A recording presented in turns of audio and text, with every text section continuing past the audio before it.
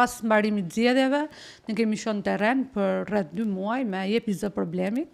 Ka qenë një fushat ku ne mblidhim problematikat e qytetarëve të Tiranës për të parë të cilat çështje do të shkonte përpara. Ne kemi nga të gjitha problemet kemi bërë një analizë dhe kemi shkuar me çështjen e ndotjes së ajrit, duke qenë se dëmet që shkaktonte qytetarëve Tiranës e mbi të gjitha dhe kategorive të cilat janë fëmijët, të moshuarit, janë akoma edhe më të prekur, dhe duke qenë se përfshin edhe shumë institucione, është problem serioz dhe kompleks, ne vendosëm të shkonim përpara me këtë çështje.